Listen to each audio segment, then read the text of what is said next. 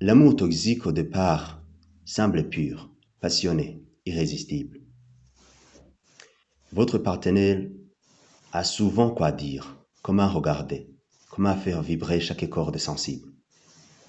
C'est comme si c'est envoûtant, presque trop beau pour être vrai. Mais c'est ça. Puis petit à petit, les mots doux sont remplacés par des silences lourds, des reproches qui sont déguisés, des regards qui jugent. L'amour a commencé à faire mal. Il ne portait plus les fleurs, mais des chaînes invisibles. La jalousie s'est installée au nom de la protection.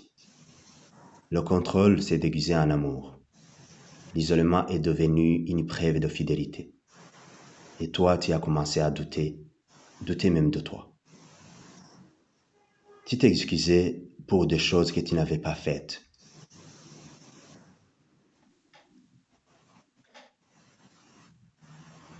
Tu cherchais à mériter ce que tu devais simplement recevoir, le respect. Tu es resté pensant que l'amour guérirait tout, que ça va s'arranger. Mais à force de vouloir coller les morceaux, tu t'es brisé toi-même. Un amour toxique ne crie pas toujours, mais il éteint. Il fait croire que tu ne vaux rien sans l'autre. Il t'enchaîne à la peur de perdre, alors que ce que tu perds vraiment, c'est toi-même. Mais tu n'es pas seul. Reconnaître la toxicité est un acte de courage. T'en éloigner, c'est te sauver. Parce que l'amour, le vrai, ne blesse pas, il relève, il libère. Il ne détruit jamais ce qu'il prétend chérir.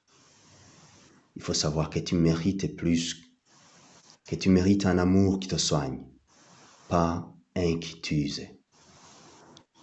Comme une relation toxique est alliée où l'un ou les deux partenaires adoptent des comportements destructeurs, il y a un aspect qu'il faut connaître. L'amour toxique et le sexe. Dans une relation toxique, le sexe peut masquer les problèmes. C'est par exemple, après une dispute, le sexe est parfois utilisé pour réparer la relation, sans résoudre les conflits de fond. C'est ce qu'on appelle le make-up sex. Le sexe peut créer une dépendance. Le lien sexuel peut être intense, passionné, voire addictif, ce qui rend la séparation difficile malgré la souffrance vécue. Le sexe peut servir de manipulation. Le partenaire toxique peut utiliser le sexe comme une récompense ou le refuser comme punition. Le sexe peut anesthésier la douleur émotionnelle car le sexe devient un refuge temporel, mais il renforce le cycle de souffrance. Il y a des conséquences psychologiques et sexuelles à noter dans une relation toxique où le sexe semble être au centre de la relation.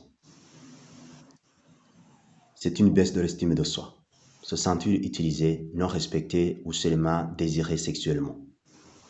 Il y a des troubles sexuels, des douleurs, perte de désir, anorgasmie pour les femmes ou les filles, voire une dissociation pendant l'acte.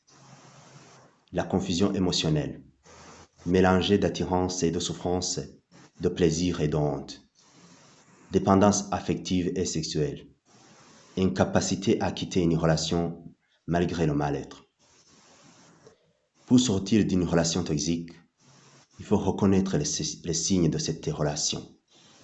La manipulation, la possessivité, l'instabilité, la culpabilisation, etc. Il faut prendre le recul, évaluer si la relation vous nourrit ou vous détruit. Chercher des soutiens, des amis, des thérapeutes, des soutiens dans des associations ou des amis peuvent vous aider à sortir de ce cycle de violence dans une relation toxique. Il faut aussi retrouver une sexualité saine, dans une relation respectueuse où le consentement, le dialogue et l'écoute sont présents. Le sexe dans une relation toxique peut sembler fort, mais il n'est pas souvent qu'un pansement sur une plaie profonde. Le véritable amour inclut le respect, la communication et une sexualité basée sur le consentement mutuel, la tendresse et la liberté. Nous vous remercions si vous êtes déjà abonné sur notre chaîne et n'hésitez pas à nous dire en commentaire quel type de contenu vous avez besoin pour vous aider toujours à grandir.